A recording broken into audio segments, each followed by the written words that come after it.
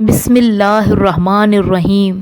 نوید، ریحان، سلمان اور انائزہ کی امی بہت نیک اور عبادت گزار تھی۔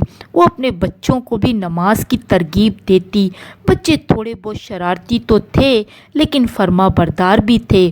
ماں کے سمجھانے پر سمجھ جاتے تھے اور شرارت چھوڑ کر نماز کی طرف آ جاتے تھے۔ لیکن نوید کے ابو کا ایمان بہت کمزور تھا۔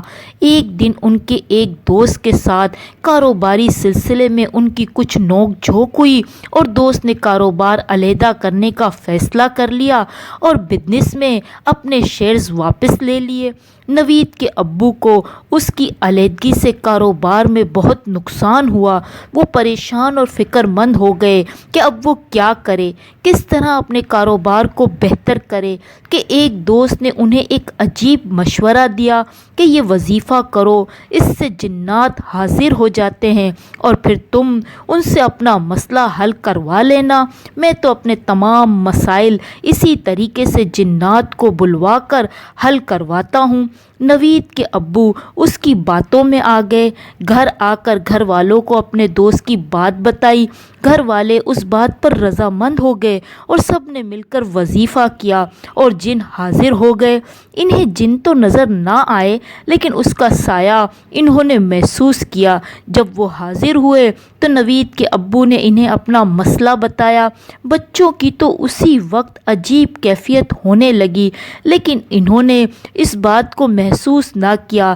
جب عمل ختم ہوا تو جن غائب ہو گئے اور نوید کے ابو مطمئن ہو کر سو گئے کہ اب ان کا کام بن گیا، یہ جن ان کا مسئلہ حل کر دیں گے۔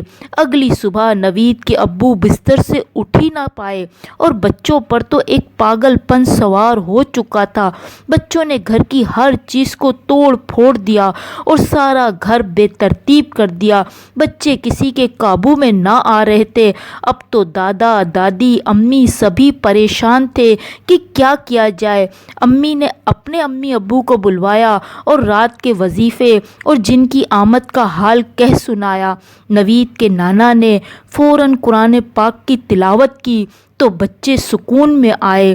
پھر ان کو اپنے پاس بٹھا کر دین سمجھایا اور نوید کے ابو کے لیے نانا جان نے دعا کی تو وہ ٹھیک ہوئے اور وہ اپنے بستر سے اٹھ پائے اور پورے گھر کو نماز پڑھنے کی نانا جان نے ہدایت کی۔ سب نے مل کر نماز ادا کی اور نانا جان نے نوید کے ابو کو سمجھایا کہ ہر مشکل کا حل صرف اور صرف اللہ کے پاس ہے۔ تم ہمیشہ اللہ سے مدد مانگو نہ کہ شیطان سے۔ شیطان ہمیں صرف نقصان اور پریشانی کے سوا کچھ نہیں دے سکتا۔